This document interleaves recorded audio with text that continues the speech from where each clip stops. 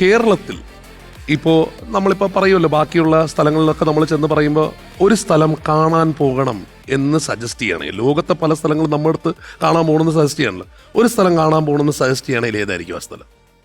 ഞാൻ ഇതേ ചോദ്യം എന്നോട് ഒരു 20 കൊല്ലം മുമ്പ് ചോദിച്ചിരുന്നെങ്കിൽ പറയുമായിരുന്ന സ്ഥലമായിരിക്കില്ല ഓരോ വർഷം കഴിയുമ്പോഴും എന്നോട് ചോദിച്ചാൽ പറയുക. കാരണം ഓരോ യാത്രയും കഴിയുമ്പോൾ സത്യം പറയട്ടെ, അതൊക്കെ നമ്മളെക്കാൾ ഭേദമാണ്. അപ്പോൾ അതുകൊണ്ട് തന്നെ ഓരോ യാത്രയും കഴിയുമ്പോൾ എനിക്ക് ഈ നാട് പോലെ ആയിരുന്നെങ്കിൽ, അല്ലെങ്കിൽ ഈ നാടൊന്ന് നമ്മുടെ ആളുകൾ കണ്ടിരുന്നെങ്കിൽ എന്നെനിക്ക് പലപ്പോഴും തോന്നാറുണ്ട്.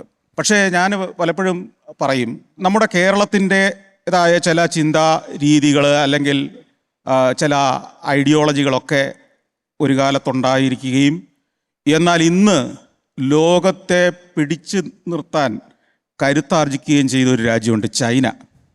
ഞാൻ പറയുന്നു, നമ്മൾ ചൈനയൊന്ന് പോയി കാണണം. നമ്മൾ ഈ പറയുന്ന സംഭവമൊന്നും അല്ല ചൈന.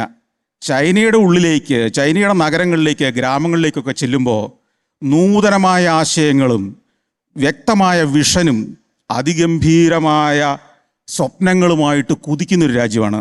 ഒരു സംശയം വേണ്ട, അടുത്ത ഏതാനും വർഷങ്ങൾ കൊണ്ട് അമേരിക്കയൊക്കെ ഇവർ മറികടക്കും. കാരണം അമേരിക്കയിൽ ഇല്ലാത്ത ചില കാര്യങ്ങൾ കൂടി അവിടെയുണ്ട്.